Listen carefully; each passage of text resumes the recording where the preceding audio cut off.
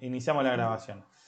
Pasa que estaba configurado para que grabe mi micrófono, pero no lo que sale por los parlantes. Entonces solo grababa lo que mi micrófono tomaba de lo que salía de los parlantes, y en los videos noté que quedaba un poco feo. Estas cosas que uno va descubriendo, qué sé yo. Bueno, hablábamos de la perspectiva como una de las formas en las cuales podemos pensar e interpretar el futuro. Tengo un video para que arranquemos, como un disparador, que habla un poco del origen. No de lo conceptual, no de lo que vamos a ver concretamente hoy, pero sí que nos da un pie para rápidamente saber de dónde venimos con este tema. Así que lo voy a buscar y se lo voy a poner. ¿Cuál es? ¿Cuál es el origen?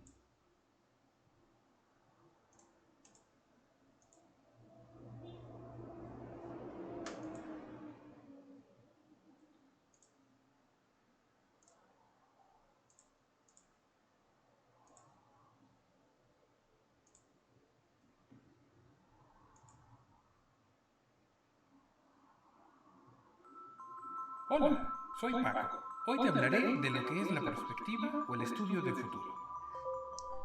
Los griegos acudían a los oráculos para conocer el futuro.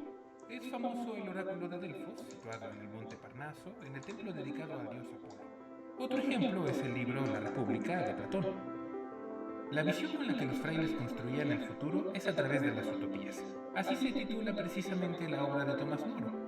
Francis Bacon escribe La Nueva Atlántida y Tommaso Campanella La Ciudad del Sol. Se escucha re mal. Jean-Jacques Rousseau. Ah, bueno. ¿Se escucha mal? Ah, por mi micrófono, ¿no? Sí, es mal. Bueno, lo ponemos de nuevo, es cortito. Pasaron 40 segundos. Esperamos un cachito.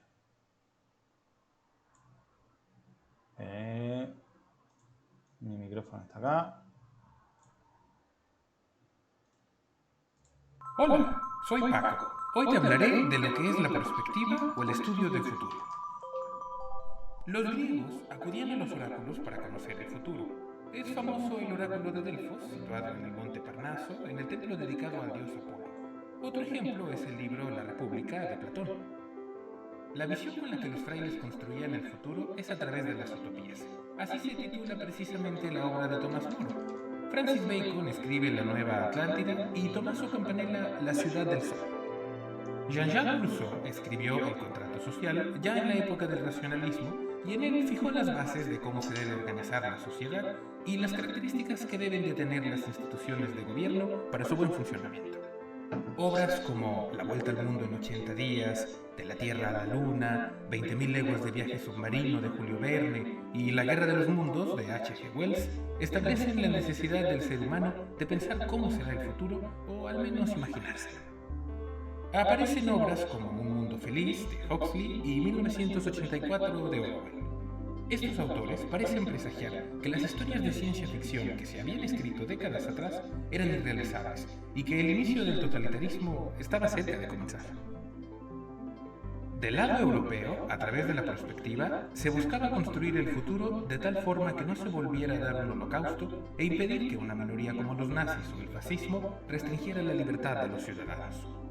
Del lado de Estados Unidos, se buscaba, a través de la perspectiva, cuáles eran las herramientas que le permitirían dominar la tecnología y poder ganar la Guerra Fría a la Unión Soviética y los aliados.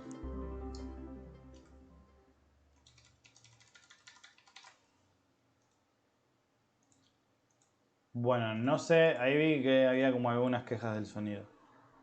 No me pasó nunca. Yo igual lo escucho un poco bajo el video. No, yo lo escucho bajo, pero a vos te escucho bien, no es un problema de sonido de mi computadora, de mi notebook. A vos te escucho perfecto, pues escuchaba bajo el video, nada más. No, quizás profe si después puede poner el link de uno para mostrarlo. Eso iba a hacer ahora. Copiar el linkcito. Por acá. Claro, yo por lo menos escuché bien, subí el volumen, pero escuché bien. Sí, yo igual subí el volumen mío por si era eso. No creo igual. No sé qué tanto. Pero bueno. ¿Qué nos contaban un poquito en el video? Por si alguien no lo escuchó bien. que hay mucha ansiedad desde hace muchísimos años en la humanidad por conocer qué es lo que se va a venir. ¿Coinciden ustedes con esta perspectiva? Sí, todo el mundo se entiende. Y decía, bueno, en la época de la Grecia helénica antigua, bueno, recurríamos al oráculo. A preguntar qué era lo que iba a pasar. Esa era la forma de conocer el futuro, de tener algo de certeza y de poder tomar decisiones. ¿No? Se sacrificaban animales y se veía en sus vísceras, según la forma, venía el oráculo, ¿no? Que era una persona que estaba dedicada tal vez al conocimiento, a la exploración en la religión desde hace mucho tiempo, y que decía, bueno, hoy, ¿no? Creo que, ¿cuál es la película? Creo que es Helena de Troya o alguna de estas películas, y dice, bueno, hoy no te conviene atacar, y medio... ¿En 300? Sí. Y no le hace caso, ¿no? No, para nada. No le hace caso. Termina, bueno, no sé si la vieron, todo termina perdiendo. Bueno, spoiler. Esta es una clase con spoiler. No, pero también en libros antiguos, la Odisea, la Ilíada, todo eso, antes de ir a una guerra o algo, o hacer alguna acción, siempre consultaban los oráculos. Antes de una acción, consultaban el oráculo. Muy bueno el aporte de Samantha. Y eso fue evolucionando con el tiempo y fueron cambiando esos métodos, siempre teniendo, ¿no? esta afición, esta ansiedad por conocer el futuro, por saber qué es lo que va a pasar para poder anticiparse. Cita algunas obras en las cuales que se hicieron muy famosas justamente porque planteaban un futuro ideal, y otras que, por el contrario, planteaban un futuro totalmente con una visión muy negativa, ¿no? Estas distopías, como se las conoce, porque ciertamente la idea de utopía era una idea muy medieval que planteaba, lo comento acá en el video de hecho, de los monjes que forman un poco este concepto para pensar el futuro ideal que queremos. Y la distopía como oposición, como ese futuro que en realidad no es el que deseamos. Y cita algunas obras, como por ejemplo el libro del Gran Hermano de George Orwell, creo que lo mencionamos en alguna clase. Yo lo tengo por ahí. Que cuenta, bueno, un futuro que las personas tienen restringidas sus libertades, no se pueden expresar libremente, etc. Bueno, a las organizaciones también les sucede esto. Las organizaciones también se preguntan qué es lo que va a pasar para poder tomar decisiones. Ahora, hay posiciones desde las cuales se pueden pensar estos planteos. Por un lado, podemos pensar el futuro desde el presente, desde el pasado. Y la propuesta de la prospectiva es pensar y planificar el presente a partir de ese futuro. El camino a la inversa. Hay muchos métodos matemáticos y estadísticos que a uno le permiten hacer predicciones. ¿Escucharon alguna vez hablar de Machine Learning? ¿Les suena? Aprendizaje de máquina. No, al menos yo no. Bueno, hay dos sistemas muy conocidos de aprendizaje de máquina, de Machine Learning, que son súper actuales hoy en día y que ustedes lidian con ellos permanentemente aunque no los reconozcan. Por ejemplo, Netflix. ¿Vieron que Netflix les recomienda películas? ¿Cómo se imaginan que Netflix construye esa recomendación que les ofrece? A base de Algoritmos. Exacto. Claro. A base de algoritmos que son justamente algoritmos de Machine Learning, de aprendizaje. En este caso sería aprendizaje no supervisado. Hay aprendizaje supervisado o no supervisado. No vamos a entrar en eso ahora porque no tiene mayor incidencia en lo que estamos viendo. Pero en definitiva lo que dice es, si Samantha, por ejemplo, acá que me aparece el cuadradito, si Samantha vio esta peli y le gustó, vio esta serie y le gustó, seguramente le guste esta otra. Porque Aida, que es muy parecida a Samantha en el perfil, vio la misma película, le gustó, vio la misma serie, le gustó, y después vio la otra y adivina qué, le gustó. Entonces, teniendo el antecedente de Aida, yo puedo suponer, obviamente con riesgo de equivocarme, puedo suponer que le va a gustar.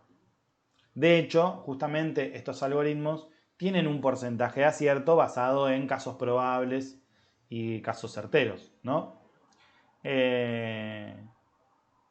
Los cuales rondan, un algoritmo bueno anda en el 80, 85, 90% de acierto. Imposible predecir con total exactitud qué es lo que va a pasar.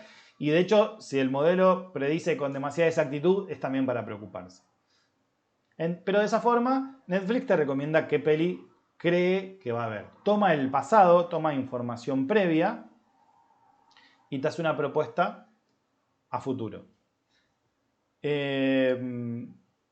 Una función lineal pensada en términos predictivos hace lo mismo. Las funciones lineales son, me voy a buscar una imagen. Seguramente algunos se acuerden de matemática en la secundaria. Sí, la X, la Y, que para cada elemento de X le correspondía un elemento de Y. Claro, exactamente. ¿Cuál es el problema? ¿No? Que muchas veces cuando vemos esto... yo nunca dejé de compartir. Esperen que dejo de compartir esto. Cuando vemos esto en la escuela, lo vemos en términos muy abstractos. Entonces, bueno, se nos hace a veces incómodo pensarlo en la práctica, en la vida real. Pero bueno, acá tenemos una función lineal. Por ejemplo, acá por el eje Y pasa por el 4, ¿ven? Por acá arriba. Y por el eje X corta por 1,5, pongámosle un poquito menos. Lo que dice es que cuando X vale 0, Y vale 4. Por ejemplo, esto podrían ser los días del mes. Entonces el día 0 del mes, mis ingresos son 4. El día 2 del mes, mis ingresos... Ya son 0.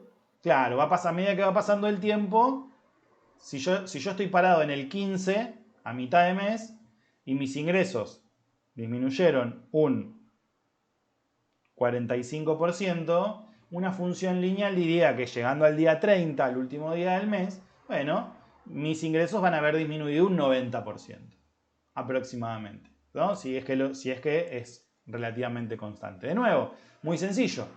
Toma los datos del pasado y los extrapola al futuro. Hace que la línea continúe. Ahora, en la vida real que todos conocemos, ¿funciona de esa manera? No, para nada. Pueden pasar muchas cosas. No, porque hay otros factores que inciden. Hay otros factores que inciden. La realidad cotidiana es diferente y pueden incidir otros factores que están condicionando esa función lineal, ¿no? Exactamente. Esta por lo menos es la postura de muchos autores, entre esos el Godert, que es el autor de Caja de Herramientas, que es el texto que dejamos, que lo que dice es, sí, hay elementos que tienen esta simplicidad de que son una línea constante que evoluciona en el tiempo y que son mucho más fáciles de predecir por las características del fenómeno. No sé, pensemos un ejemplo práctico. Seguramente, y hablo con desconocimiento del tema, el calentamiento global. Yo me imagino que ahí sí hay una función, tal vez es exponencial, tal vez no es lineal, pero que en definitiva uno lo puede resolver con métodos matemáticos. Si todos los años la temperatura aumenta 2 grados, en 10 años la temperatura va a haber aumentado 20. Tal vez hay algún fenómeno en el medio que yo en mi ignorancia desconozco, pero podemos pensarlo en esos términos. Ahora, hay muchísimas, como decía Aida, variables del entorno que no se comportan de esa manera. Es lo que dice es una simplificación pensar al futuro como una extensión del presente. Para nada. Al contrario, el planteo de la prospectiva es: pensemos cuáles son esos futuros posibles, construyamos, obviamente, con toda la información que tenemos, construyamos esos futuros posibles, los cuales lógicamente incorporan elementos del presente y del pasado, pero que también dan lugar a la imaginación, dan lugar a la creatividad, dan lugar a la innovación, para poder, a la intuición también, para poder construir ese escenario que nosotros esperamos, y en función de eso volvemos al presente y planteamos nuestra estrategia para actuar en función de ese escenario plausible. Es decir, si nosotros salimos de una pandemia, bueno, podemos pensar que esto no va a volver a pasar nunca más y que fue una excepcionalidad. Podemos pensar que esto va a ser algo cada vez más recurrente. Podemos pensar que tal vez pase, tal vez no. Podemos situarnos con diferentes hipótesis. Bueno, ese futuro, ¿cómo nosotros lo tomamos? Esos escenarios que nosotros pensamos que son posibles para construir nuestra estrategia en el presente. Ya no a través del pasado, sino a través del futuro. Lógicamente, no nos desprendemos de las experiencias que tenemos de la etapa previa, pero sí cambia el flujo, el proceso por el cual nosotros construimos la estrategia. Ese es un poquito el gran cuestionamiento que le hace el concepto de prospectiva a la idea de planeamiento y de planeación, ¿no? Que la planeación viene como de atrás para adelante, y esto funciona a la inversa. Mauro, a ver si entiendo, puede haber ciertos factores que predeterminan que el futuro sea así, pero también el hombre tiene la posibilidad de cambiarlo a través de las experiencias pasadas y las experiencias presentes, me parece a mí. No se puede predeterminar matemáticamente el futuro y que sea así. El hombre tiene la posibilidad de irlo modificando por esto que te decía recién. Entonces, y a pesar también de esas modificaciones, en el transcurso, cuando uno va viviendo el presente hacia el futuro, hay circunstancias que inciden, que son ambientales, socioambientales, que también pueden modificar lo que uno pretendía que fuese. Hay un montón de factores. Me parece a mí, no sé, Bueno, Godard habla sobre eso, él en alguna forma está de acuerdo con lo que vos decís, y conceptualiza esa actitud de cambiar el futuro. ¿Se acuerdan de la escuela del emprendedurismo? Que tenemos un líder que toma la iniciativa, que desarrolla nuevos proyectos y que va hacia adelante, ¿no? Que plantea una visión y la sigue. Muy vinculado con estos liderazgos vinculados a la acción, con las organizaciones más flexibles, si volvemos todavía más atrás en el tiempo. Bueno, Godard conceptualiza eso y dice: esto es la actitud proactiva. Ser proactivo es tener iniciativa para modificar y para cambiar ese futuro. Eso es la proactividad. Ahora está acompañada de otros dos conceptos que son, por un lado, la preventividad y la reactividad. Porque dice, no todos son proactivos, o no todo el tiempo somos proactivos de que tomar la iniciativa para transformar ese futuro. Porque muchas veces ese futuro que yo estoy concibiendo, como decía Aida, bueno, lo puedo cambiar, lo puedo transformar, puedo que no sea. Si yo pienso que, si yo me pongo a hacer un análisis de la situación en la que está mi organización y yo veo que la perspectiva organizacional me plantea un mal escenario, bueno, tengo que ser proactivo para cambiarlo. No me puedo quedar como el avestruz con la cabeza en la tierra. Acuérdense del avestruz porque cuando lean lo van a encontrar. no me puedo quedar como el avestruz con la cabeza en la tierra, sino que tengo que ser proactivo. Porque si me quedo como el avestruz haciendo la plancha, lo que va a pasar es que nos va a ir mal. Bueno, hay otra... Cuando uno contrata un seguro, para el auto, para la casa, para el celular, para lo que sea, ¿qué está haciendo? Está tratando de ver la previsibilidad de un hecho que puede ocurrir o no. Está cubriendo un hecho que puede ser que ocurra, pero puede ser que no. Un hecho imprevisible. Exacto. Pero con un alto grado de probabilidades de que suceda. Porque si yo te vendo un seguro, ¿no?, que previene ataques contra tigres, y seguramente no me lo vas a comprar, ¿no? Como la piedra ¿no?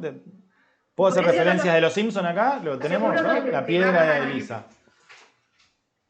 Los seguros te bajan el importe dependiendo del riesgo que tengas. Espérenme un cachito. Si tenés alarmas, si tenés cámaras. Te decía, el seguro te baja el importe del pago, depende del riesgo a que estés expuesto. Claro, bueno, y esos análisis de riesgo muchas veces se hacen con estos algoritmos que comentábamos de Machine Learning, ¿no? Dicen, bueno, tomamos el perfil de Aida y vemos que personas parecidas no tuvieron ningún accidente. Entonces Aida no nos parece una persona riesgosa. O por el contrario, tenemos lío todas las semanas y le tenés que cobrar más porque seguro que vamos a tener problemas.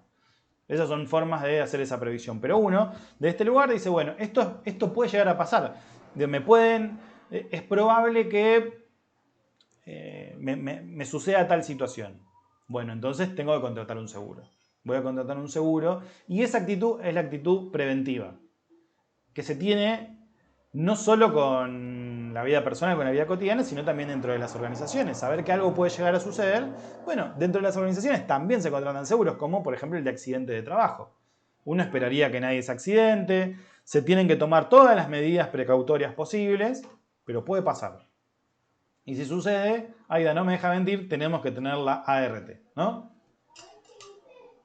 Para poder... Sí, por supuesto. También los seguros a los empleados, ¿no? Los seguros de riesgo a los empleados, saliendo beneficiarios y familiares, todos esos seguros que hay de ART, de todos los tipos de seguros que se contratan laboralmente, también se previenen situaciones que pueden llegar a ocurrir. Entonces, los seguros de salud también. Seguros de salud. Claro, mirá qué interesante, ¿no? Las medicinas prepagas, por ejemplo, cotizan las personas por la edad y por si tienen alguna preexistencia. ¿Va a gastar más o va a gastar menos? Antiguamente, antes de la ley de medicina prepaga, estos se excluían del sistema como un acto discriminatorio. Claro. No te dejaban ingresar, por ejemplo, un paciente cardiovascular. Hoy te lo cotizan, te lo discriminan igual, pero porque no pueden pagar. Porque te ponen, bueno, pagaste cuotas 50.000 pesos. Claro. Es una forma de discriminar elegantemente, ¿no? Que hacen las prepagas, pero es a través de estos algoritmos. ¿Se acuerdan? Perdón, Samantha, sí. También a lo que decía Ida, que si no lo declaras, también automáticamente te lo dan de baja a ellos. Claro. Y esto también está vinculado con la ética organizacional. ¿No? Porque... Ahí entraría, Samantha, el tema de la legalidad o la ilegalidad del tomar conocimiento, ¿no?, de la enfermedad que tenés. Ojo, ahí entran otras cuestiones también, ¿eh? Ah, porque podés no saberlo, por supuesto, ¿no? Claro, porque te pueden, por ejemplo, ingresás a una prepaga, te dan de baja, pasados los 3 meses no te pueden ya dar de baja. Y si vos desconocías tu enfermedad y no tenés antecedentes, también podés pelearla desde el punto de vista de no, pues yo no tenía conocimiento, no es que oculté información, no conocía lo que pasaba, entonces tampoco ahí hay que hacer el reclamo. Yo trabajé mucho en prepagas y bueno, estuve en temas judiciales también. Ahí tenés que hacer el reclamo Superintendencia de Servicios de Salud, tratándose de obras sociales, ya sea de regules aportes o no, o si no, tenés la posibilidad de defensa del consumidor cuando vulneran estas normas, ¿no? Las prepagas. Nosotros ganamos un juicio muy importante y hemos sentado jurisprudencia con mi socio, por no cubrir una enfermedad, por ejemplo. Y después en defensa del consumidor también, ¿viste? No es tan sencillo, hay que ser muy meticuloso con esto. Pero lo que pasa es que, como el sistema de salud, pocos abogados conocen el tema, entonces las medicinas te mandan la carta documento y te dan de baja. Perdón, me fui un poco a la parte legal, pero... Me parece que es información que le puede servir a cualquiera en cualquier momento, así que bienvenida. Pero podemos seguir con el ejemplo y esto. ¿Cuándo uno contrata una prepaga? Obviamente, lo puedes hacer desde toda la vida, pero seguramente la tendencia es que cuando pasan los años, uno dice, y lo voy pensando más seriamente, si es que no lo contraté, porque la puedo llegar a necesitar. Cuando el grupo familiar va a tener familia, entonces decís, bueno, la vamos a necesitar, porque no vamos a tener que hacer controles muy seguidos, bueno, vamos a contratar la prepaga. Eso es una actitud de tipo preventiva. No sé si no lo necesito ahora, pero viendo el futuro que se avecina, creo que es una buena decisión que me protege. Otra actitud diferente. Y después es la actitud reactiva, que esto nos pasa todo el tiempo, que es reaccionar ante la situación, cuando ya no hay mucho por prevenir o por evitar, cuando esto ya sucedió.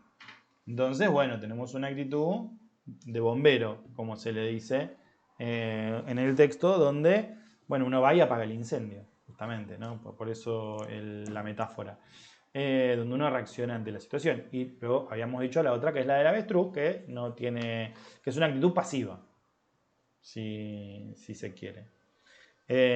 Son actitudes que nosotros podemos tener para con la prospectiva que consideramos que se avecina en el escenario futuro de la organización. Tengo un videito más para integrar esto, para que compartamos. Patrulla antiosos. Ah, mira, acá Pablo me agarró la metáfora de el chiste de los Simpsons. Sí, la patrulla antiosos. Exactamente. Tratando de prevenir. Voy a buscar el video, espero. Díganme si se escucha bien, porque yo no había sentido que tenga problemas de audio.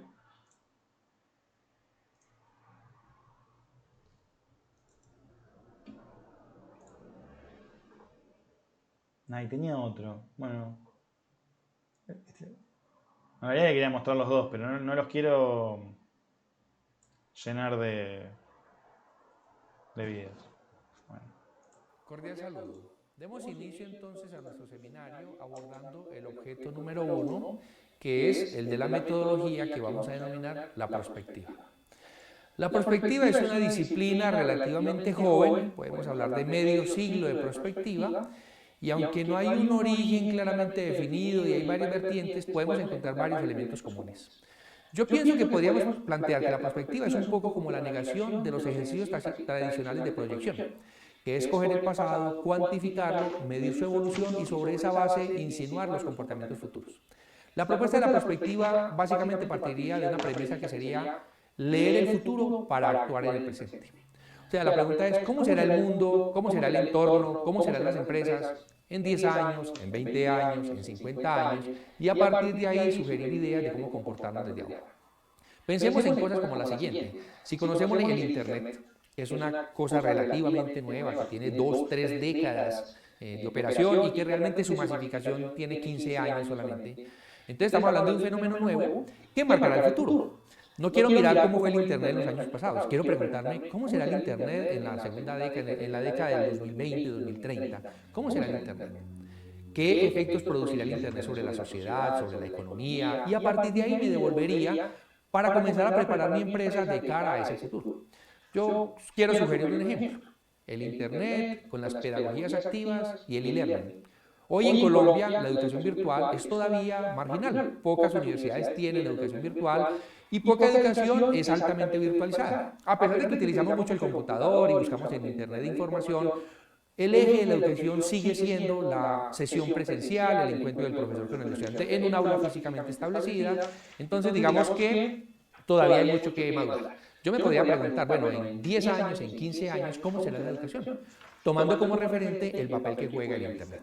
En este caso, dentro de la perspectiva, yo estoy convirtiendo al Internet en un factor de cambio. Estoy diciendo, en la medida que evoluciona el Internet y de acuerdo a la evolución que tenga, probablemente eso me va a ayudar a explicar en parte cómo será la educación del futuro. Entonces, a partir de ahí estoy haciendo un ejercicio de carácter prospectivo. Entonces, la perspectiva requiere de factores de cambio, o sea, de una búsqueda de variables, procesos, que tienen ciertas características dinamizadores en el largo plazo. Otro elemento importante en la perspectiva son los actores. ¿Quiénes son las personas o las organizaciones, o sea, personas naturales o personas jurídicas, que toman las decisiones? ¿De qué dependen esas decisiones? ¿Cuáles son los intereses y los comportamientos de estos actores? Ello me va a permitir entender también hacia dónde va a evolucionar el proceso. Y el tercer elemento es que con la perspectiva tratamos de hacer un ejercicio futurista fundamentado que se denomina definir escenarios de futuro. ¿Cuál es el escenario más probable a 10 años para mi empresa? ¿O cuál es el escenario más probable de la industria, una industria determinada? ¿Sí? Y a partir de ahí, ¿qué escenarios un poco más pesimistas o un poco más optimistas? Si yo sensibilizo algunas variables, yo podría entonces moverme un poco y decir, bueno, el futuro más probable es este, pero en el peor de los casos podría pasar lo siguiente o en el mejor de los casos podría llegar a esta situación. Entonces, factores de cambio, actores y escenarios son tres elementos centrales cuando se trata de hacer un ejercicio prospectivo. Principio clave, no estamos visualizando desde el pasado, aunque utilicemos información estadística, sino que estamos tratando de leer desde el futuro cómo comportarnos en el presente. Bienvenidos entonces a este primer objeto de nuestro seminario de análisis de entorno, la perspectiva como método.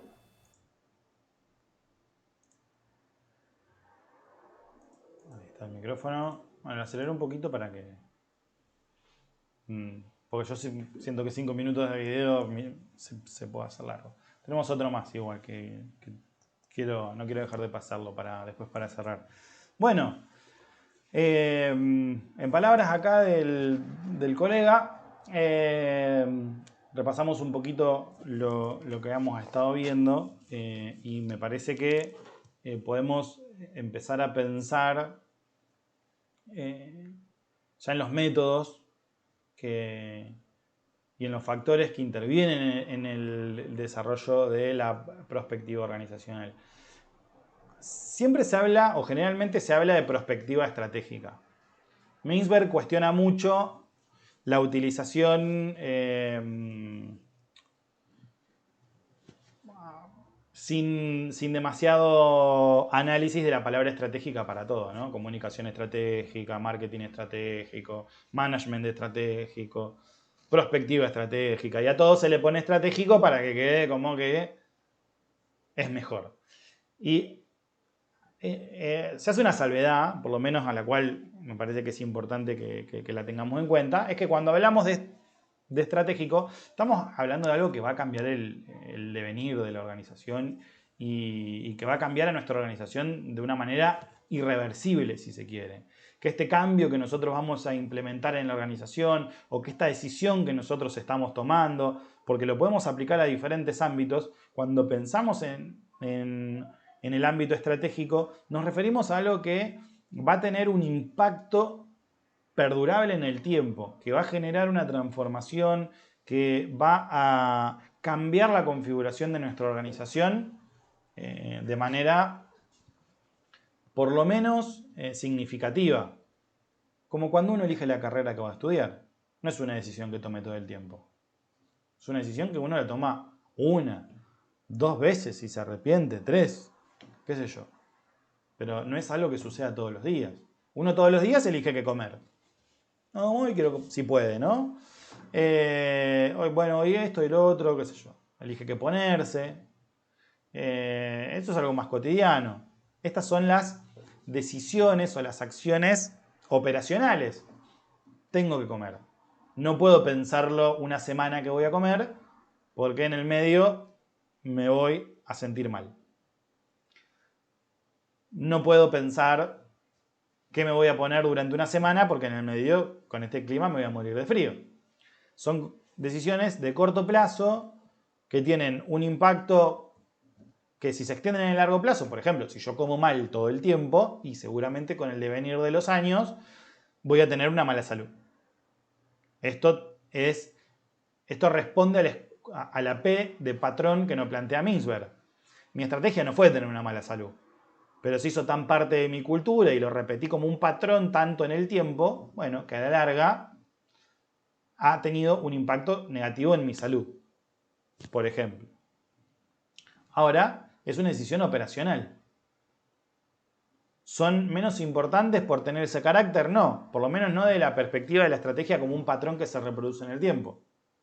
Ahora, no son decisiones estratégicas. Las decisiones estratégicas son esas decisiones que uno toma de forma poco habitual y que tienen un impacto muy, muy grande. Formar un vínculo, sea casarse, tener una familia, qué voy a estudiar. Decisiones que, bueno, son eventuales y que uno espera que tengan un impacto determinante y que van a cambiar la configuración. Bueno, en las organizaciones también sucede. Hablamos de la posibilidad de hacer una alianza, de dejar de producir un producto para hacer otro, cambiar el modelo de negocios. Cambiar el modelo de negocios, por ejemplo, creo que Crocs es una empresa que ya fabricaba hasta hace no mucho sus chancletas, ya no lo hace más. Terciariza la producción. Crocs son esas ojotas que usan mucho los médicos, que estuvieron muy de moda en un momento. Bueno, ya no lo hace más. Se produce en otro lado. Cambió el modelo de negocio y de producción que tenía. Sucede esto habitualmente. Y lo que dice es, bueno, la prospectiva es estratégica si responde a este criterio. Si ese análisis que yo estoy haciendo del futuro es para tomar decisiones que de verdad tengan un impacto. Ahí estamos hablando de prospectiva estratégica y ahí es cuando los dos conceptos se emparentan y van de la mano. No son lo mismo en lo absoluto, pero la estrategia es más eficiente, más efectiva, si bien acompañada de la prospectiva y viceversa. Como las botellas de vidrio a pasar a las botellas de plástico.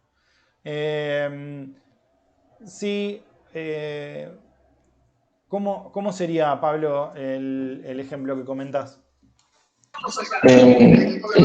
¿Cómo atacó al medio ambiente también? Influyó el tema del plástico al vidrio, ¿no? A eso me refería. Sí, primero mudamos del vidrio al plástico y ahora ¿no hay una tendencia a mudar del plástico al vidrio, tal vez? No lo sé, ¿eh? Sí, por una cuestión ecológica también. Bueno, por ejemplo, la cuestión de la sustentabilidad es una variable que fue cobrando relevancia. Por un lado, a fuerza de construcción de conciencia ética organizacional, de responsabilidad social de la organización, y por el otro lado, también a fuerza de una realidad que no se puede tapar con la mano. Incendios forestales más recurrentes, más grandes, más destructivos, inundaciones más recurrentes, más habituales, más destructivas, pérdida de biodiversidad. Bueno, todo esto es producto del impacto que las acciones del humano como civilización tiene dentro del planeta Tierra, de las cuales las organizaciones, bueno, son las más las que mayor impacto generan. Mauro, Sí. antes de que sigas, perdón a los compañeros porque quizás yo no entendí. Vos dijiste dos frases, dijiste decisiones y acciones estratégicas y decisiones y acciones operacionales. Las operacionales te referías a algo más cotidiano y las estratégicas a lo largo plazo, ¿no? ¿Entendí bien eso? Totalmente. Ah, ok. Por la duda, perdón. Y hay otras decisiones, acciones, pensamientos, esto lo podemos utilizar para muchos casos, que están en el medio de esas dos. ¿Alguien las recuerda? ¿Las tiene presentes?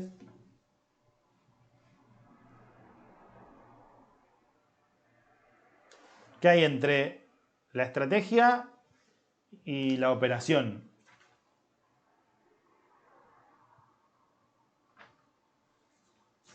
La planificación. La planificación la podemos pensar como una parte dentro de la estrategia.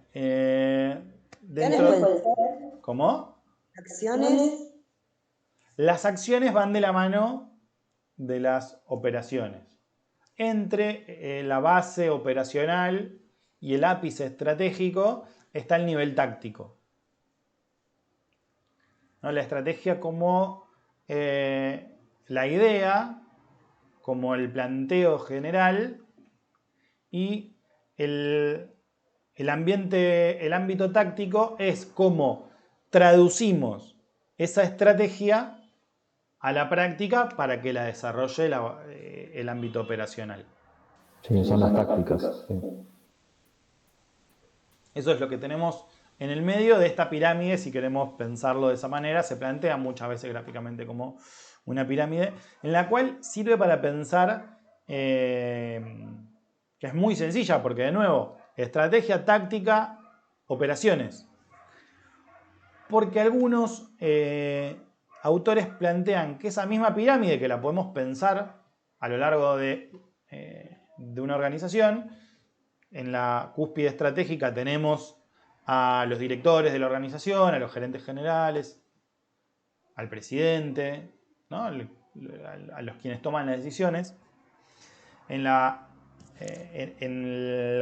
el sector táctico tenemos a los mandos medios, jefes de unidad, secretarios, y en la base operacional tenemos a quienes desarrollan y ejecutan las actividades. Ahora, esto lo podemos pensar también adentro de esas mismas unidades. Eso es por lo menos lo que plantean algunos autores, que dicen, bueno, pero esta estrategia que podemos pensar a nivel organizacional, y es hasta lo que nos vamos a limitar por lo menos en este curso, también se puede pensar adentro de cada una de esas unidades o de esos compartimientos de la organización. Entonces, así como la empresa tiene una estrategia, el sector de, por ejemplo, legales, tiene la suya. Tiene la suya, que tiene que ir en sintonía con la de la organización. No puede ser una estrategia que esté disociada, porque vamos a tener unos problemas enormes. Si la estrategia de nuestra organización es mostrar a nuestra empresa como una empresa innovadora, donde hay buen clima laboral, donde se trabaja bien porque yo quiero atraer talento, bueno, el sector de legales mío no puede estar buscando permanentemente los grises legales para echar gente, para no pagar indemnizaciones, porque a la larga me voy a hacer una fama que va en contra de lo que mi estrategia tiene como eje central. Hay que ponerlo en sintonía, ¿no? Siempre lo global tiene que estar por sobre lo particular. Ahora, lo particular le golpea la puerta a lo global y le dice, esto tal vez no lo estás viendo. De esa forma emergen las estrategias como se plantea en alguna de las escuelas del pensamiento. Tenemos 5 cuestiones fundamentales de la prospectiva que me parece que son interesantes, que son más bien como premisas que nos permiten sumar información para poder pensar una perspectiva estratégica para una organización. La primera me parece que es muy interesante porque va en contra de algo que nos surge naturalmente, ¿no? El mundo cambia y uno piensa que, lo repasamos cada clase que tenemos, ¿no? Pensar a las organizaciones en un entorno dinámico cada vez más vertiginoso, cada vez más acelerado, donde los cambios son continuos y no se detienen. Ahora, esta dimensión de la perspectiva, por lo menos de la caja de herramientas que nos propone este autor y que después otros autores pueden discutir y que de hecho la discuten en otros planteos. Pero lo que él dice es, el mundo cambia, pero los problemas son los mismos. ¿Esto qué quiere decir? Los cambios son diferentes, porque las cosas que cambian son otras, pero los problemas de resistencia a los cambios, los problemas de adaptación al cambio, los problemas de previsión de ese cambio son constantes. Esto parte un poco de la idea de que todos sentimos como que vivimos en la época de de los grandes cambios. ¿No? Uno hoy ve esto, ¿no? Que poníamos el ejemplo, puede mirar, digo, uno en el celu tiene todas las aplicaciones para ver todas las películas que quiere y las ve en HD y te recomiendan lo que querés ver y te lo recomiendan con una efectividad altísima. Eso está bárbaro. Y nos parece increíble. Bueno, seguramente lo mismo pensaron en la década del 60 cuando el hombre llegó a la luna. ¿No? Se deben haber agarrado los pelos y decir, no puedo creer lo que estoy viendo. Bueno, y lo mismo si vamos años para atrás y vemos cuando se creó el motor a vapor. Evidentemente, uno se siente muy interpelado por los cambios que se producen en su época, en su generación. Ahora, nosotros arrancamos tal vez la primera clase de este curso en la que vimos contenido, ya en la que nos adentramos en los autores, hablando de Sun Tzu, ¿no? Este autor chino que escribió El arte de la guerra hace miles de años. Y si bien nos queda hasta metafórico la idea de un campo de batalla donde con lanzas, ¿no? Hoy la guerra es de otra forma. No es de esa forma, pero sin embargo lo seguimos leyendo. Porque si bien el problema es distinto, el objeto tiene otra configuración, los problemas tienen muchas similitudes. Los podemos tomar como ejemplo y lo podemos interpretar en el contexto actual donde nos encontramos. ¿Eso qué quiere decir? Que yo puedo desconocer cuáles van a ser las dimensiones de los problemas o de los escenarios que nos plantea la prospectiva. Puedo no tener conocimiento certero de cuáles van a ser toda su dimensionalidad. Por supuesto. Si no, sería todo muy fácil. Pero sí puedo tomar experiencias de cómo resolví problemas similares o los protoproblemas que me llevaron a la construcción de este problema más grande y utilizarlos en este ejemplo, ¿no? Porque como dice, la historia no se repite, pero los comportamientos se reproducen. Se reproducen por cuestiones culturales, por cuestiones sociales. No va a volver a suceder exactamente lo mismo, pero repetimos ciertos patrones y los podemos utilizar a la hora de pensar la prospectiva. Después, otro de los factores claves es los puntos de bifurcación, en los cuales hace referencia Godard como actores claves. Porque la prospectiva nos propone que, y estamos llenos de palabras con P, de repente es un trabalengua esto, la prospectiva nos propone poder pensar posibles futuros, listo, no hay más palabras con P. Y estos escenarios, algunos más probables, otros menos probables, tienen diferentes características. Algunos nos resultarán más positivos, otros nos resultarán más negativos, dependiendo de nuestra misión y lo que nosotros vamos lo que nosotros estamos buscando. Ahora, el ámbito y el lugar donde esos escenarios se construyen es en los puntos de bifurcación. ¿Dónde está el eje en el cual, como en la película de Volver al Futuro, las líneas temporales se abren y se generan dos universos diferentes, dos universos paralelos en este planteamiento que hago al futuro? Vieron que en la película de Volver al Futuro, en algún momento, el protagonista va para adelante, va para atrás en el tiempo, toqueteando todo lo habido y por haber, y en una hace lío. Y cuando vuelve, de repente su presente ya no era su presente. Había generado una bifurcación. Este ejemplo nos sirve para pensar el planteo que nos hace Godard sobre los puntos de bifurcación. Decir, bueno, hay en un momento, dentro de este escenario que vos te planteás a futuro, en ese camino hay un punto donde el camino se abre. Donde eso que va a pasar sucede o no, sucede otro de los escenarios que vos te planteaste. Es importante encontrarlos para poder darles la atención que necesitan. Por supuesto.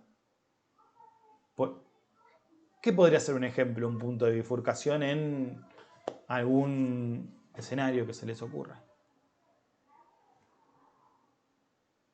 Un cambio de gobierno puede ser. Un cambio de gobierno, claro.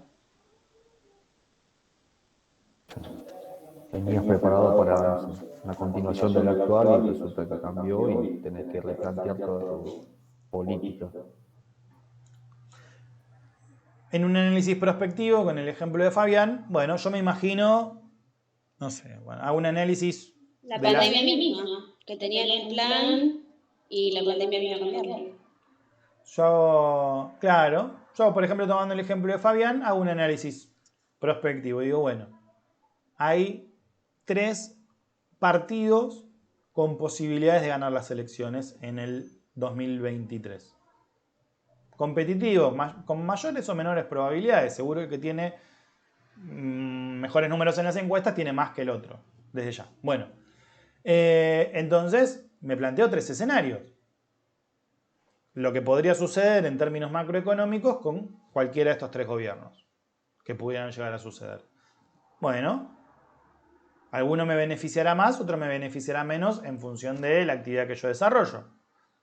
Si, como poníamos el ejemplo la vez pasada, si yo me dedico a las importaciones, un gobierno que liberalice el comercio seguramente me sea más beneficioso. En cambio, si yo me dedico a la producción industrial y un gobierno que sea más proteccionista de la industria nacional, me va a beneficiar más, ¿no? Entonces, en función de eso, bueno, yo me planteo escenarios y imagino cursos de acción en base a esos escenarios. Ahora, ¿cuál es el punto de bifurcación? Después de las elecciones. La elección, claro.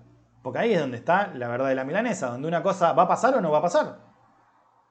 Entonces es ahí donde yo tengo que tener un ojo. O sucede o no sucede, porque cuando los votos están arriba de la mesa y ya se contaron, bueno, ese futuro se adviene. Lógicamente, pero tengo tiempo, dependiendo de cuándo yo me dé cuenta del impacto que pueden tener ciertas cosas, porque no sería la primera vez que un gobierno dice que va a hacer una cosa y hace otra. También puede suceder. Entonces, en el medio pueden cambiar, ¿no? Tiene esta No suele pasar igual, pero puede ser. Sí, o no de la manera que uno se imagina, o lo quiere hacer y le cambian también las reglas del juego a nivel internacional. Los contextos marcan a todos. No solo, o sea, el gobierno en sí mismo como institución. Una pandemia. A eso me refiero. Estructuralmente a todas las políticas económicas del mundo, ¿no? Porque esto modificó. Claro, el tema de pandemia yo creo que no está en ninguna perspectiva en realidad, me parece. O sea, no es que es algo que un futuro, alguien lo puede tener planteado en un futuro porque la última pandemia fue hace 100 años. Entonces, no creo que entre en el análisis de prospectivo de una organización que si hay una pandemia o no hay una pandemia. Creo que hay que tener en cuenta ciertos parámetros de las cosas que más probabilidades pueden llegar a pasar. No sé si sería el caso de la pandemia como un elemento de análisis para meter en la estrategia.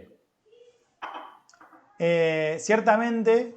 No, pero ya habiendo pasado tal vez por esto, hay ciertas cuestiones, o sea, si uno se tiene que ver el pasado, tiene que tenerlo en cuenta, tal vez no que sea tan grande, pero lo tiene que tener en cuenta para el futuro. Quizás si una empresa de salud o una empresa farmacéutica, ¿no?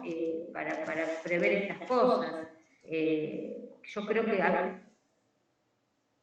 habiendo pasado por esto ya se empiezan a evaluar determinadas perspectivas para que no sucedan como se hizo con la vacunación, ¿no? Que ya no pasa a ser algo tan despectivo, o sea, nos pasó una vez que nos encuentran todos mal parados, pero yo ya pienso que los gobiernos ya esto lo pueden llegar a evaluar como una posibilidad para el futuro, ¿no? No próximo, pero tenernos en cuenta de que pueden surgir estas cuestiones que desequilibran todo el escenario socioeconómico de los países en general.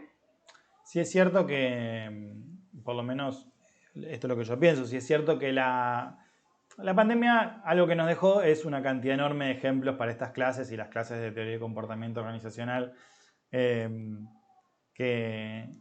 ya hasta creo que nos abusamos del ejemplo, pero ciertamente era impredecible. Era algo que nadie se lo podía esperar, hasta incluso es algo que muchos tardamos en terminar de comprender hasta que llegó, ¿no? Hasta que terminó siendo una realidad inminente. Muchos decían una gripecita al principio. Una gripecita, ¿no? Bueno, eso tenían una postura, tuvieron que tener una actitud más reactiva, porque bueno, no había... Argentina no va a llegar. Yo estaba en enero de vacaciones y digo, ¿qué está pasando ahí en China? Digo, claro. Estamos tan lejos de eso, la Argentina no va a pasar.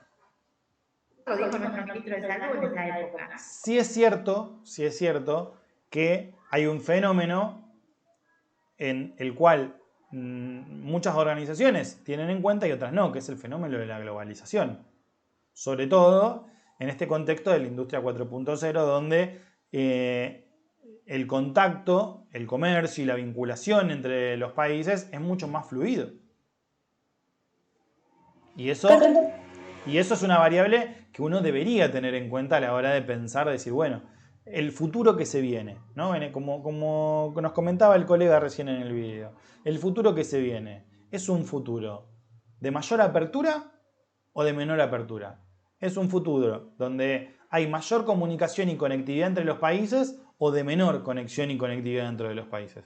Bueno, no sé si recuerdo mal, pero creo que antes de la pandemia el mundo iba a cerrarse comercialmente. Cada país iba a estar como cerrándose en sí mismo para defender su mercado local. Creo que había pasado y empezó creo que en Estados Unidos la pelea con China, con los aranceles, no sé si alguien se acuerda, el arancelamiento de las importaciones para cuidar el mercado local.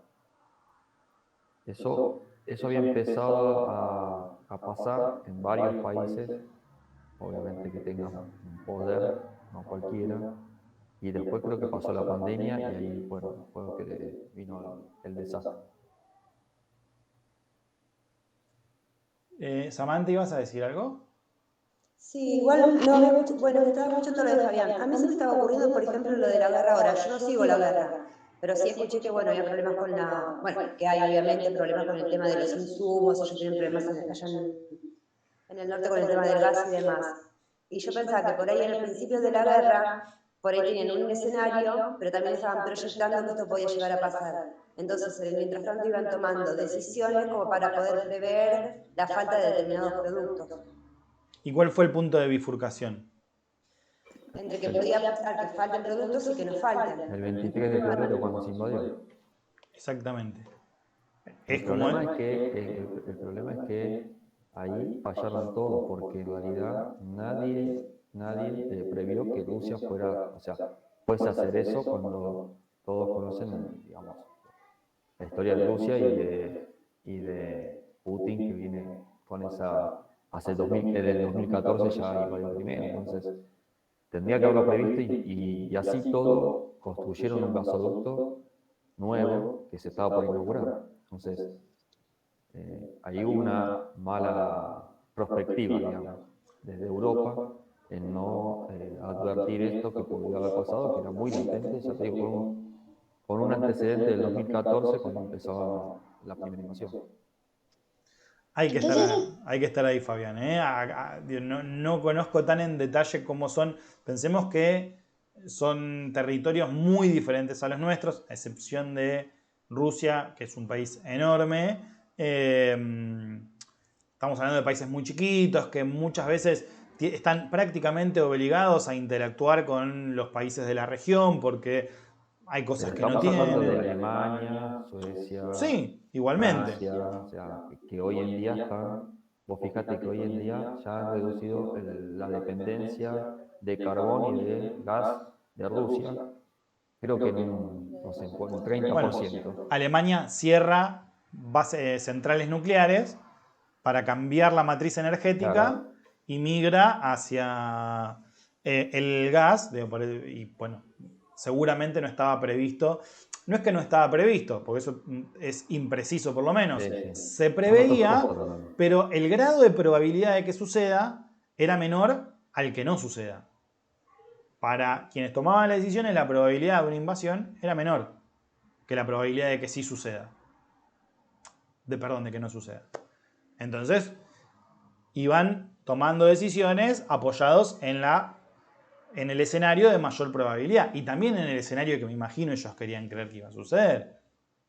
Entonces, bueno, ahora hubo un punto de bifurcación, un punto donde, bueno, el otro escenario lo descartamos porque ya evidentemente no va a pasar. Como decía Fabián, en este ejemplo que nos propone muy bien Samantha, ¿cuál es el punto de bifurcación en ese aspecto?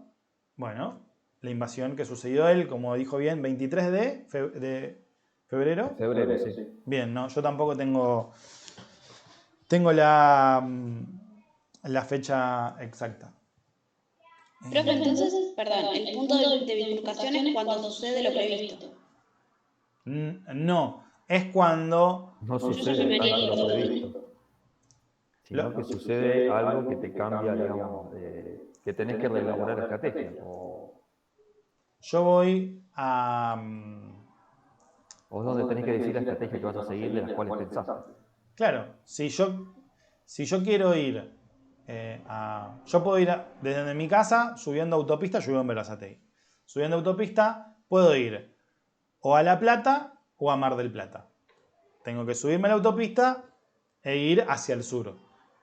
Hay un punto de bifurcación que es donde se abre la ruta, donde o agarro ruta 2 o sigo para el lado de La Plata. Bueno, algo similar, ¿no? El punto de bifurcación es ese lugar donde los caminos se abren y obviamente cada uno de ellos te llevan a un lugar distinto. Un escenario de guerra o un escenario de no guerra, en este caso que ponemos. No es la guerra en sí mismo, sino es el momento en el cual las probabilidades de que algo suceda se vuelcan por completo. Poníamos el ejemplo de las elecciones recién. Un presidente tarda mucho tiempo en implementar sus políticas. Por eso se habla de estos 100 días, ¿no? Porque es el tiempo que uno entiende, es el tiempo de gracia que se le da para que pueda desplegar su gabinete, implementar sus políticas, sentarse a hablar con todos los que tiene que hablar para profundizar su propuesta. Es como en estos 100 días no te molestamos, te vamos a tener paciencia porque sabemos que estás arrancando. Bueno, ahora el punto de bifurcación no es cuando lo empieza a hacer o cuando eso sucede. Cuando sucede ya estamos en Mar del Plata. Ya llegué, ya estoy con los pies en la arena. El punto de bifurcación es cuando se abrió el camino. Ahí donde se dividió el trayecto hacia ese escenario que nosotros podemos estar pensando, planeando. Otra de los planteos que nos suman a pensar la perspectiva es que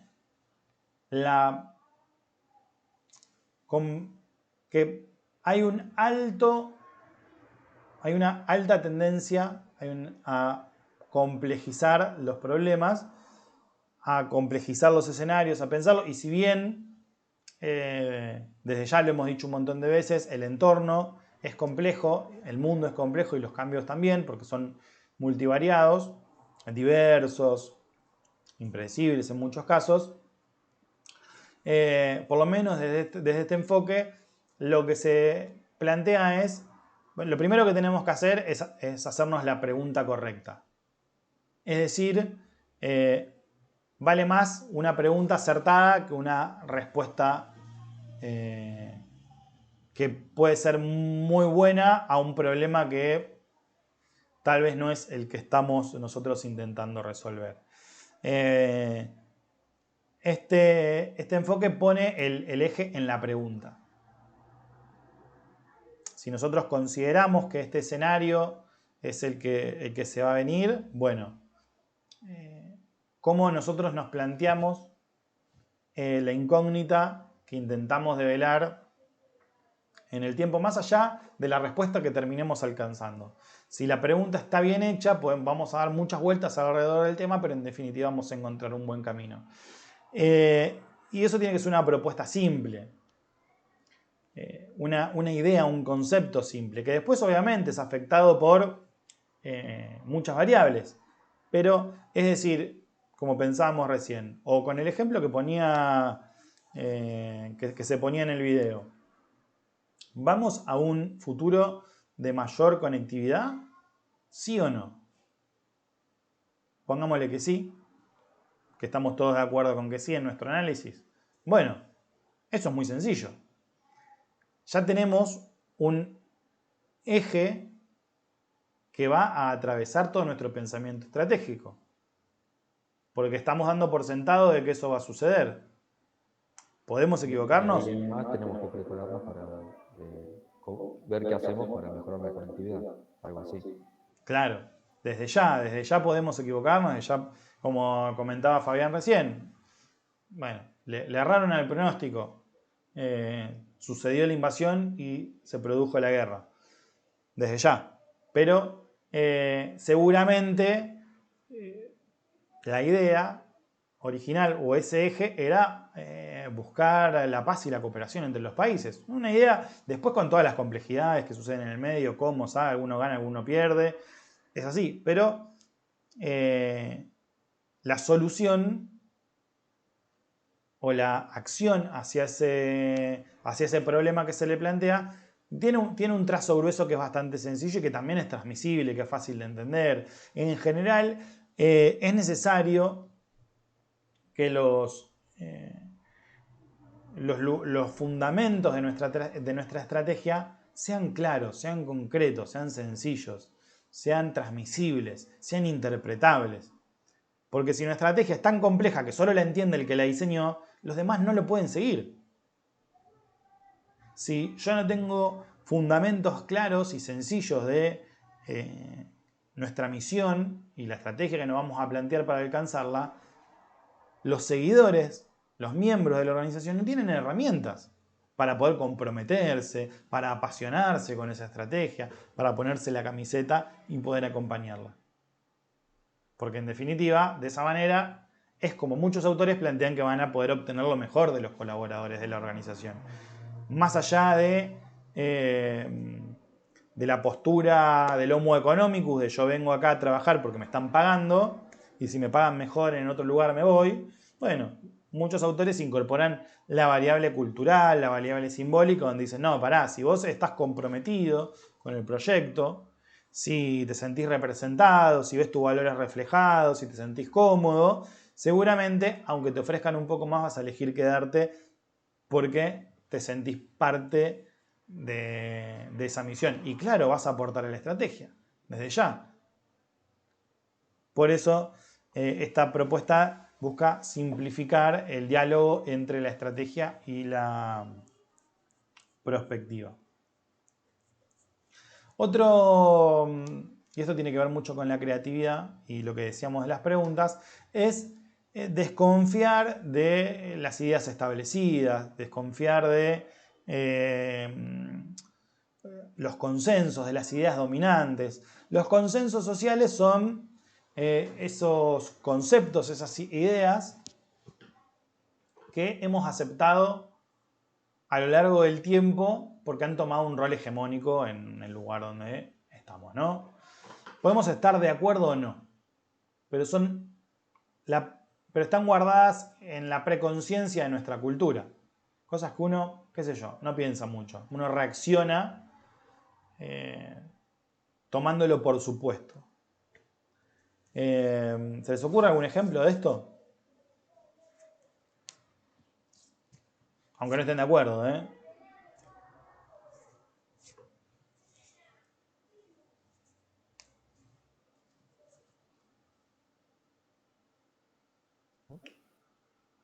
Fabián recién decía, hace algunos años, hace no mucho, durante la gestión de Donald Trump vino con unas posturas más proteccionistas.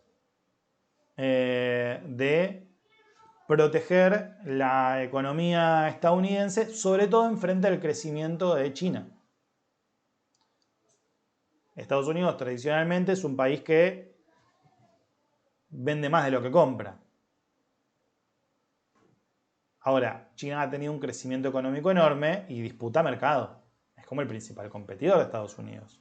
Entonces, Trump planteó la estrategia de decir, bueno,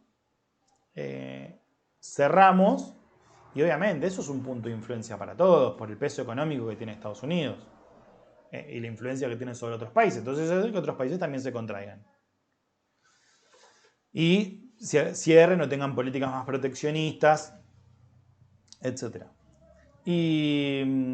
seguramente, antes de que eso suceda, antes de que gane Trump, podríamos haber tenido un escenario prospectivo de que en realidad el futuro venía más de apertura que de cierre. Ese era el supuesto, ese era el consenso, porque uno dice, no, el mundo se está abriendo. Y uno escucha tanto que el mundo se abre y que la globalización, que ya lo da por supuesto, ni se lo cuestiona, que no podría pasar. ¿No? O no, las comunicaciones van a seguir, entonces como las y bueno, entonces descartemos todo lo que sea analógico porque ahora vamos todo por lo digital. ¿Qué sé yo? Bueno, son supuestos que nosotros aceptamos y que no nos lo cuestionamos. Cuando alguien nos dice, no, porque el futuro es de mayor apertura y de mayor conectividad, nadie dice, uy, ¿qué está diciendo este? Está loco. No, para nada. Uno ya lo he escuchado tanto, se ha hecho tan parte de nuestro día a día, de nuestra cotidianeidad, que lo hemos aceptado. Y ciertamente el entorno nos da prueba de eso también, que refuerzan ese preconcepto, no concepto, ese preconcepto que nosotros tenemos sobre el futuro. Bueno, lo que dice esta idea de perspectiva es, ok, es un dato, pero si queremos dar lugar a la creatividad, si queremos dar lugar a la innovación, si queremos dar lugar a la previsión de escenarios más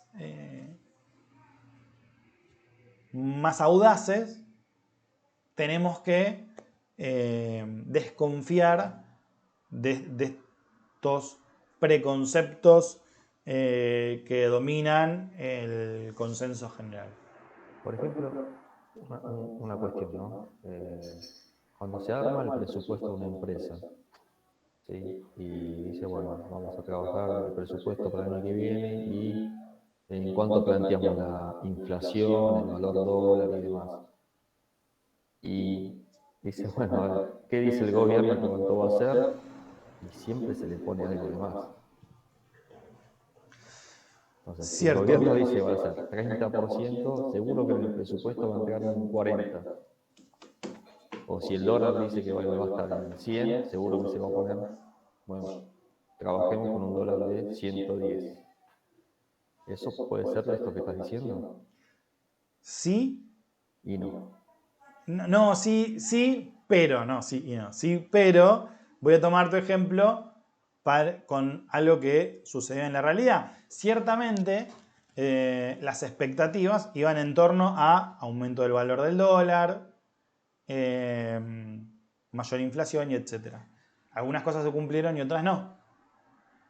La inflación ha tenido un crecimiento exponencial, sobre todo en los últimos meses. Ahora, el valor del dólar no. No se movió, sí.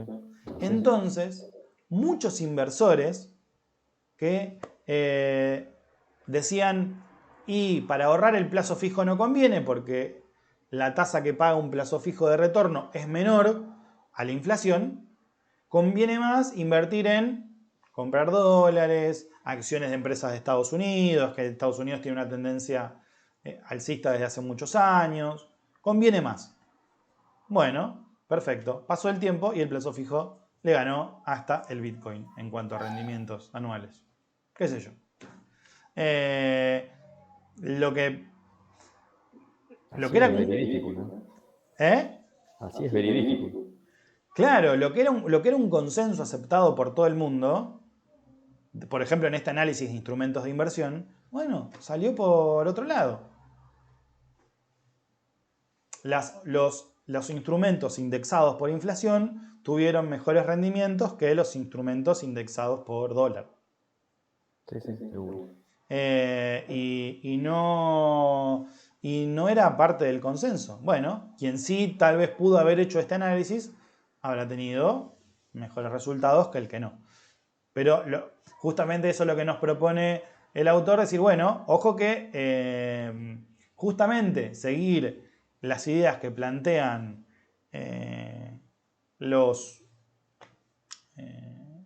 las ideas que aceptamos y que plantea el consenso, que tiene un lugar hegemónico, bueno, no siempre es el mejor camino, o por lo menos no nos va a desembocar en la creación del escenario más innovador o más versátil. Y después tengo una imagen del PowerPoint que está subido, que yo les dejo el Power. Este es un Power que hizo el profe Lucio. Se van a dar cuenta de quién hace uno y quién hace otro por los colores. Él lo trabaja y lo desarrolla en el video. Es un video relativamente corto que me parece que está bueno que vean.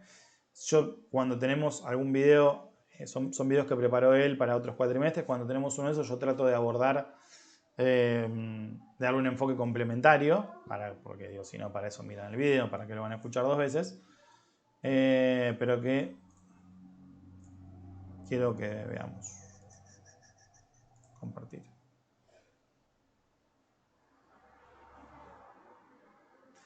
Bueno, no es esta imagen, pero esta sí la repaso. Realidad actual, donde estamos ahora, esto que tenemos acá abajo a la izquierda, la tendencia y la visión de futuro. En el medio está la brecha entre lo que prevemos que va a suceder y en definitiva lo que termina sucediendo. Ahora tenemos acá un grafiquito de unos escalones, que yo quiero que veamos, que nos trae nos pone sobre la mesa este ciclo que nosotros podemos pensar, este proceso en cuanto a la perspectiva estratégica organizacional. En principio tenemos, como decíamos, la etapa de diagnóstico, de la cual no nos escapamos nunca, la hacemos desde el presente, donde estamos ubicados. La pregunta que incluye este gráfico es bastante concreta. Bueno, ¿qué es lo que ocurre? Y la perspectiva viene y dice, bueno, pero ¿qué es lo que puede ocurrir? Está el análisis morfológico, en la caja de herramientas hay otros que vamos a ir explorando, que vamos a ir viendo, pero decir, bueno, ¿cuál va a ser el estado del futuro? Pero no el futuro que yo deseo, eso ya sería el resultado de la estrategia que quiero implementar, para eso hay que ser proactivo, sino el resultado que yo imagino con cómo están dadas las cosas. ¿Qué es lo que yo preveo que puede suceder en función de cómo están las fichas en el tablero? Luego tengo que tener una actitud proactiva para posicionar las fichas en el lugar que yo creo más conveniente para que suceda lo que yo espero que pase, para que ese futuro deseable ocurra. Yo, habiendo analizado la situación, habiendo establecido cuál es el futuro más probable, el escenario más plausible, pienso mi estrategia. Si yo quiero que esto pase, bueno, tendré que ir por un camino. Por el contrario, si lo que busco es evitar que esto suceda, deberé ir por el otro. Aquí entra la acción. ¿Qué es lo que voy a hacer? ¿Y qué hago? ¿Y cómo lo hago? Hay herramientas. Los árboles de decisiones, por ejemplo, son utilizados en estas herramientas de Machine Learning que les contaba, el Random Forest, por ejemplo. Hay árboles de decisión y el Random Forest es un bosque aleatorio, una metáfora de que hay muchos árboles que se eligen aleatoriamente. Son formas. Están los dendrogramas. Bueno, hay muchas herramientas que se utilizan en el análisis predictivo para determinar cuáles son las acciones que nosotros no vamos a profundizar en eso igual. No es parte del curso, pero sí saber que una vez que nosotros identificamos el escenario que creemos posible y hemos determinado una estrategia para que suceda o para que no suceda, para cambiarlo, tenemos que tomar acciones, sean proactivas, preventivas, que nos permitan cambiar o que nos permitan que ese futuro deseado se haga realidad. Esto es lo que se llama la arquitectura estratégica. Cómo ponemos la perspectiva dentro del proceso estratégico. ¿Podríamos hacer este mismo proceso estratégico sin la perspectiva? Sí. Ahora, es un análisis más débil. Pierde visión. Obviamente, las escuelas más visionarias del pensamiento estratégico y tienen un fuerte anclaje en este enfoque. ¿Eso sería aislarse del entorno o no? No, es relativizar el entorno en términos de que yo planifico con el entorno actual. Pero tengo que buscar señales en el entorno, las cuales pueden ser más o menos visibles, que me permitan planificar en función de ese escenario posible. Acá el foco no está puesto en el entorno, en el ambiente particular de ese momento, sino que está puesto en el escenario que yo imagino en un futuro. De nuevo, todo termina siendo parte, pero lo que cambia es la relevancia que nosotros le damos a algunos elementos o el lugar donde lo ubicamos dentro del proceso. Algunos planteos dicen, bueno, no, primero hagamos el diagnóstico, el planeamiento, el diseño. Diagnostiquemos, luego de diagnosticar, planeemos. Luego de planear, evaluemos cuáles fueron los resultados de ese plan. Bueno, en este caso, este enfoque prospectivo nos pone antes de la configuración de la estrategia el desarrollo de un análisis prospectivo. De nuevo, yendo del futuro hacia el presente.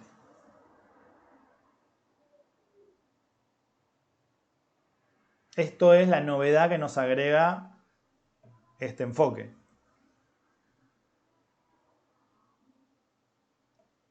En la clase... Sí, porque en realidad hasta ahora era qué es lo que está pasando, qué puedo hacer para cambiarlo y ver si realmente lo que hice dio resultado para cambiar mi situación inicial. Eso sería el planteo normal o anterior a él. Cuando charlamos sobre las escuelas dijimos que la escuela del diseño es un poco el puntapié inicial a estas conceptualizaciones. Es la escuela más difundida junto con la escuela de planeación, sobre la cual más se ha escrito. Entonces, claro, vamos a encontrar que es la que es más amiga de nuestro sentido común. Desde ya dice, bueno, vamos a armar una estrategia. Bueno, dale, ¿cómo estamos? Y estamos, bueno, armemos un plan. Sin pensarlo mucho, es hasta intuitivo por cómo ha calado en nuestro sentido común. Ahora, a lo largo del tiempo y de ahí en adelante han aparecido otras teorizaciones, bueno, que han ido poniendo en cuestión la relevancia de cada uno de esos factores y esos elementos, el orden en el cual deben estar, cómo se integran en el proceso, y es un poquito lo que vamos descubriendo. La clase anterior charlamos sobre el factor ambiental, sobre el contexto, sobre el entorno y la incidencia que tiene en el desarrollo de la estrategia. En esta hemos sumado otra dimensión, que es la dimensión de futuro, que es la dimensión prospectiva. Y así iremos sumando herramientas que enriquezcan nuestros análisis. No nos olvidemos nunca de lo primero que nos dice Mintzberg cuando nos hace el planteamiento de las escuelas. Estos son modelos ideales que los presentamos en su estado más puro para poder ponerlos de blanco sobre negro y que tengan un mejor contraste para poder analizarlos y para poder pensarlos. Ciertamente, en la realidad no los vamos a encontrar en ese estado y tampoco es recomendable que pretendamos desarrollarlos de esa forma. Seguramente de cada uno de los diferentes modelos, corrientes, tendencias, vamos a poder tomar elementos que nos enriquezcan. También dependiendo no solo del momento en el que nos encontremos, sino de la organización en la que estemos. Desde ya. Dependiendo de la organización en la que estemos, hay herramientas que nos van a poder ser más útiles que otras. Y es un poquito lo que también queremos ir descubriendo a lo largo del curso, poder mostrar esa pluralidad. Mauro, te interrumpo. Se venía la cabeza cuando vos dijiste de confiar de las ideas y los conceptos establecidos. ¿Eso puede ser también que tenga que ver con una vista al pasado? Porque hablaban siempre de la estadística, por lo que vienen en los apuntes y demás. Pero también puede ser una vista desde ese lugar de ver lo que se hacía antiguamente y modificarlo, cuestionarse lo que se estaba haciendo estaba bien o no. ¿Se entiende la pregunta? Sí, las estadísticas construyen y refuerzan los sentidos comunes, ¿no? Decir, bueno, no, porque todas las personas con estas características tienen estas tendencias, qué sé yo. Y me apoyo en la estadística para decir, ¿no? Que esto es así porque estadísticamente, sí, favorecen, digo, las estadísticas ayudan a reforzar el sentido común, que no es ni bueno ni malo, pero que el sentido común afirma unas cosas, afirma algunas realidades y niega otras. Sí, sería una probabilidad, pero a lo que yo voy, que hablaban en el pasado de lo que eran estadísticas, también en los apuntes, pero vos habías dicho de desconfiar de las ideas. Eso puede ser lo que ya está establecido, como en el pasado, por ejemplo, de actuar de determinadas maneras, y ahí está el cuestionamiento de si está bien o está mal para que tomen otro camino, digamos. Sí. Ahí está. ¿Cómo? Utilizar esos preconceptos establecidos en el pasado para modificarlos en el futuro. A eso, ahí está la pregunta. Sí, en realidad lo que esta premisa que nos dejan plantea es: no te dejes llevar por lo que vos pensás que es. No te dejes llevar por lo que el consenso social te propone, porque como decíamos, eso puede no terminar siendo lo real. Es decir, no, bueno, el consenso dice que en el mundo no hay más guerras. La lógica hace pensar que en el mundo no hay más guerras porque nadie quiere una guerra. Preguntémosle a quién le gusta la guerra. A nadie le gusta la guerra. Bueno, entonces, lógicamente vamos a un mundo menos bélico. Eso sería algo que de sentido común. Si yo les digo a todos, en el futuro va a haber menos guerras de las que hay y de las que hubo. Yo creo que la gran mayoría de nosotros firma esa afirmación. Que de hecho las hay. Entonces, con ese sentido común, con esa idea establecida, bueno, el análisis que cuestionaba Fabián sobre lo que pasó en Europa del Este, bueno, era un análisis acertado. Porque partían de esa idea. El asterisco grande, el signo de admiración que nos pone el autor es, bueno, ojo, porque esos elementos que uno da por sentado, los excluye del análisis porque a nadie le llaman la atención, pueden ser un factor de error a futuro. Porque vos por dar por sentado eso te equivocaste en otra cosa. Porque pensaste que, bueno, no, esto es así, ya está. ¿No? Que eso es otro universo que nos pongamos a hablar del sentido común y demás, pero en definitiva, para ponerlo en términos simples, es si queremos poder plantear escenarios creativos, innovadores, tenemos que desprendernos de lo que nos ancla a lo tradicional, a lo establecido, ¿no? ¿Cómo uno podría haber pensado el smartphone en función de lo que teníamos? Y hubo que volar mucho con la imaginación para poder plantear un escenario donde hoy estemos teniendo clase de esta forma. Hace 20 años, ni siquiera hace 10. Era impensado. Seguramente alguien hubiese dicho, pero mirá si los profesores y los alumnos van a querer tener clase por Zoom. Imposible. No hagamos nada. Entonces Zoom no existía. Alguien en algún lugar de su pensamiento estratégico dijo, no, vamos hacia ese lado. Y dijo, pero ¿cómo va? No, eso no va a pasar, que la gente se reúna y hable y que no te podés pisar cuando estás hablando porque no se entiende nada, que la conectividad, que se te corta internet. Imagínense lo que era en ese momento. Imposible. El sentido común nos decía que eso no iba a pasar.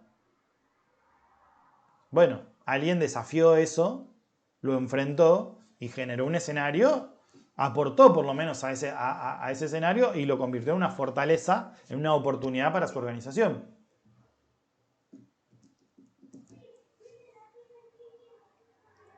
A eso nos referíamos un poco. Bueno, yo tenía un video que no sé si lo voy a encontrar, pero me parece que por ella estamos, van a ser las 9. De última lo dejo en en el campus. Me parece que hemos abordado, porque aparte después del video, si no, nos da un disparador y nos quedamos hablando hasta cualquier hora. ¿Cuánto nos quedamos? Bueno, no estamos tan mal. De hecho, ni siquiera vi cuánto fue. Bueno, ahí se fue alguien. Lo quemé, como se dice. No vi cuántos éramos en el máximo esplendor de esta clase, pero les agradezco que se hayan quedado y bueno, quedo abierto a ver si surge alguna otra pregunta, alguna consulta o algo más que quieran charlar.